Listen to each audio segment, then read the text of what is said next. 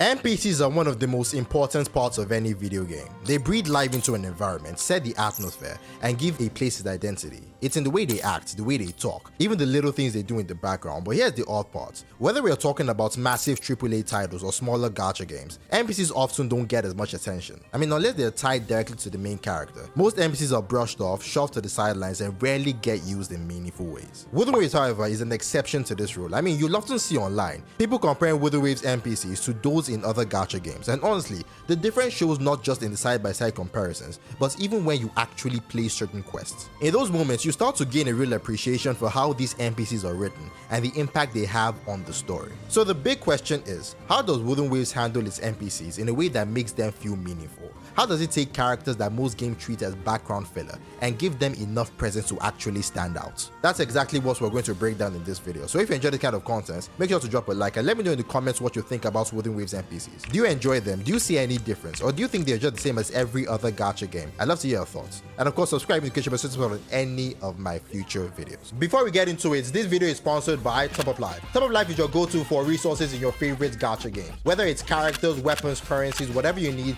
Top Up Live has it and always at a discount. And right now, you know, yes, the Moon Priestess herself is finally out. And if you want to pull for her at a discount, or maybe you're saving up for Galbarino, who drops at the next patch, I highly recommend checking them out. And here's the best part. If you use my code TIVE, that is TIVE, you get an extra 12% off on top of their already discounted product. So spend wisely, don't overspend, and get what you need with Top of Life. Huge thanks to them for sponsoring this video, and now let's get into it. Now, in order to really understand how NPCs work in a game like this, I think we need to look at three pivotal things. The first one is design, and when I say design, I'm not just talking about how the characters look. I'm talking about how Wuthering Waves actually builds NPCs in general. What little nuances do they add? What choices make these NPCs feel familiar, like the ones we're used to seeing in other gacha games, but also different that we actually stop and appreciate them. The second thing we need to look at is character and attitude, because in Wuthering Waves, certain NPCs don't just exist in the background. Through their personalities, they actually elevate the story itself. They draw enough focus that we genuinely appreciate them. And the interesting part, almost every impactful NPCs we've seen is introduced within the very story they're helping to elevate. So the question becomes, how does Wuthering Waves make these characters feel so impactful in such a short amount of time? And then there is the third one, relevance to the story. Because let's be honest,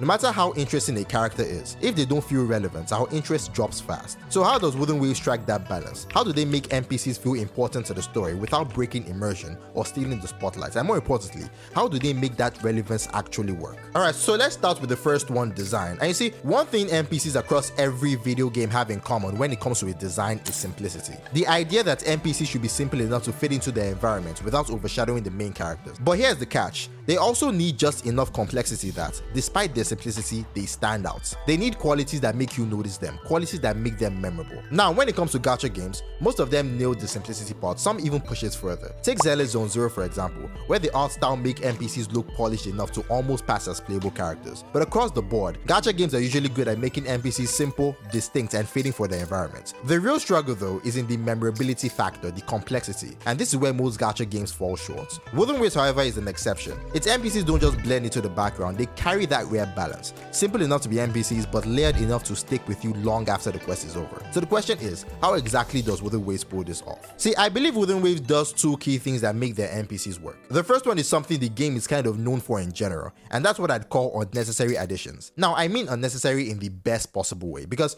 when it comes to Wuthering Waves, the developers love putting time into things nobody specifically asked for, but everybody ends up appreciating. A perfect example of this is tied to Augustus Ultimate. When you activate it, time completely freezes, and honestly, this effect alone would have been more than enough to impress us, but they didn't stop there. If you look up in the sky during and after her ultimate, you see this beautifully rendered sun. And after her ultimate, this sun is surrounded by pillars, almost like the sun is sitting in the center of a ruined temple. It is stunning. And here's the thing, this detail is completely unnecessary. With or without the sun effect, Augustus Ultimate would have had the exact same gameplay impact. But because the developers chose to include this anyway, our appreciation for not just Augusta, but the game itself skyrockets. Now, when it comes to NPCs, credits where credit is due, Genshin Impact has also started hiding some of those unnecessary little touches. For example, in the recent dev livestream, we saw that if you enter certain places as Lauma, the NPC salute you. And that's because Lauma holds a special status in those places. And honestly, it's a really nice detail, and I respect that they included it. But here's where Wuthering Waves stands out. It's not just that WoWA does things like this too, it's that we're almost never explicitly told about them. These are things you discover naturally just by exploring the world. For example,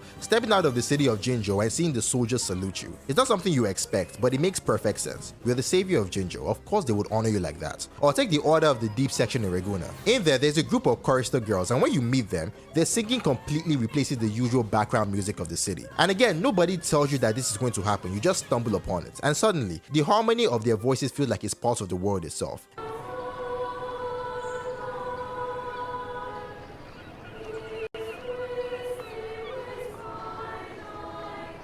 And then there's the Order of the Deep Temple in Reguna. As you approach the door, the Echo standing guard kneel before you. And as you're walking towards the throne, you see all these echoes raise their trumpets in unison as you pass. These are all details you stumble upon, not details that are handed to you. And that surprise factor, that little spark of discovery, make these unnecessary additions feel even more impactful. But as good as all of this is, I think the more important factor when it comes to design is the level of detail given to certain NPCs. When you look at models in any video game, there's an obvious hierarchy. At the very top are the playable characters, the ones who should have the most consideration, the most polish, the best design, and at the very bottom of course are the generic NPCs. But even within the NPCs there is still a hierarchy. Some of them are crucial, whether to the lore, to the overarching story, or to a specific quest you're playing in that moment. And because of that importance, even if they can't reach the same level of design quality as playable characters, they still need a higher level of care. They need enough detail to set them apart from the countless background NPCs you run past every day. And Wuthering Waves seems to understand this perfectly. I mean, how else do you explain a character like Lady Ginny? She's an NPC you only meet once, but her importance in the politics of Hongjiang can be overstated. And because of that importance, she has distinct qualities and details that separate her from every other NPC, and the result is memorability. I don't think anyone who's played through the Hongjiang story could ever forget her. The same goes for Francesco Montelli, head of the Montelli family. Again, another NPC we only encounter once, this time in the Carlotta story quest. But because of who he is, the game gives him the level of design and presence that makes him stand out immediately from the rest. And it doesn't even stop with figures that big, because even smaller characters in Wuthering Waves get this level of care. Take Rosemary from the Rosemary Apothecary for example. She's connected to the Facelia family, and you can see that connection clearly in her appearance and presentation. Her design makes it obvious. This isn't just a random vendor, she's tied to the world in a meaningful way. You see, Wuthering Waves get that certain NPCs, especially important ones, need that extra layer of detail. It's what tells us as players exactly how significant they are. And oddly enough, this level of detail given to NPCs is something you don't see in a lot of gacha games. To put it into perspective, here is a random old lady NPC in Genshin Impact, and here's one of the legendary Adepti of Lyre in the same game. Or take an image of a random child NPC in Genshin Impact and compare that to the former Pyro Archon. When you look at these side by side, it becomes clear. That level of detail and care simply isn't given to NPCs. And it's not just in Genshin, not just in gacha games, but across most video games. And that's where the fear comes in, because right now in Genshin Impact, if a character isn't playable or extremely important, chances are they'll get the same basic NPC treatment. I've reached a point where a lot of names that should make me excited simply don't. Because if those characters end up being non-playable, there's a real chance that they'll look and feel just like another generic NPC.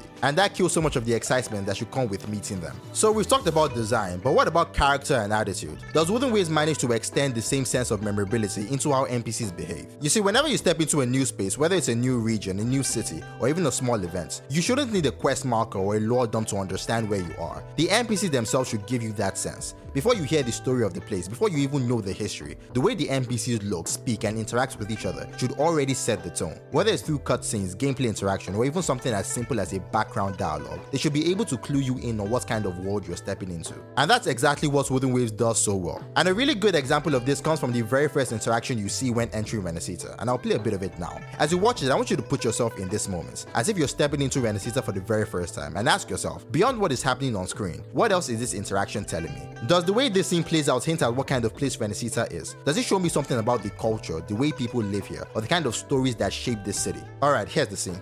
If you're all so righteous, why don't you join the pilgrimage yourselves? Our duty remains here, to shepherd the lost. I grieve for you, my brother, for you have strayed from the truth.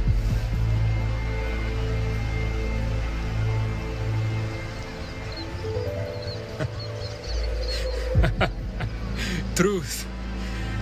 Don't make me laugh.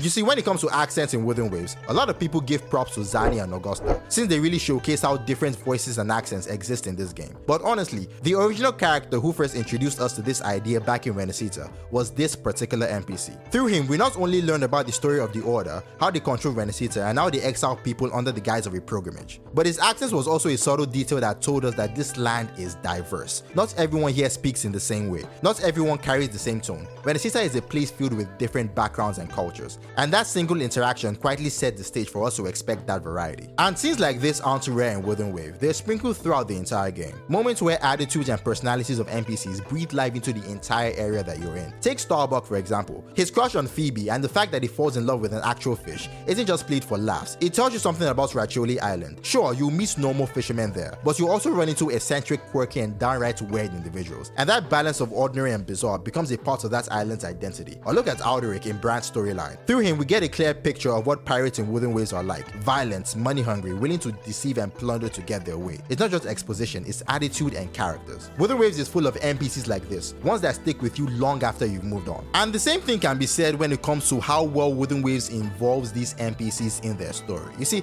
after playing the 2.6 story, I realized something very important for the first time. Very few games actually do a good job of involving NPCs in the overarching narrative. Most of the time, games expect us to just assume that NPCs are affected in the background. They focus only on the main characters, the big players, while leaving out how the world's people, the NPCs, are experiencing these events. But in Wuthering Waves, this is handled so differently. Because almost unnoticed, the game has been doing an amazing job in weaving NPCs into every single major narrative arc in Septimont. Think about it. Since arriving at Septimont, we've been through 3 huge storylines. The Great Aegon in Septimont, the Dark Tide in the Sanguis Plateau, and now Fates. Now ask yourself this. Has there been even one of these stories where NPCs weren't heavily involved? Take the Great Aegon for example. This was a tournament and an event that was dominated by NPCs. The stands around you were filled with NPC spectators. The fighters facing you were NPCs. Even beyond the matches, the story itself leaned on NPC-driven politics. Julia rigging matches, Kator managing Lupa, layer upon layer of schemes and decisions that revolved around NPC interactions. And the same thing can be said about our battle against the Dark Tide. The game could have easily chosen to only focus on the main characters, us, Augusta, and Yuno, and left it at that. But instead, it made a deliberate decision to bring all these characters, the warriors, the soldiers, the countless fighters who stood alongside us in the heat of battle. And because of that decision, everything the story told us about these warriors wasn't just something we heard in dialogue or saw in cutscenes. It became something we experienced. So now, even though we don't know most of their names, even though we will never hear their full backstories, the message comes through loud and clear. These NPCs are not faceless extras. They're soldiers, they're heroes. They're people willing to fight and die for their nation, their cause, and their future. And like the other storylines, even something as abstract as Fates has unforgettable NPC moments. And the one that stands out to me is our interaction with Nicholas. Hearing his plan to live his brother's life, to fight against Fate in his own way. And hearing this during our own massive clash against Fate. This forgettable NPC, someone who shouldn't even register compared to the main cast, yet he chooses to mirror what we are doing, and in his own way, he decides to resist Fate, to carve out a meaning for himself. And keep in mind, this is all without mentioning central figures like Maya or Vidius, characters who are pivotal to the story itself. No, these are throwaway NPCs. The ones that in other games would be nothing more than background filler, but in Wuthering Waves, even these so-called forgettable NPCs become memorable. They matter. But now, I want to hear from you. What do you think of the NPCs in Wuthering Waves? Do they leave an impression on you the same way they did on me? Are there moments I might have missed, little details, interactions, or characters that stuck with you long after the story moved on? Let me know that and more in the comments, and as always,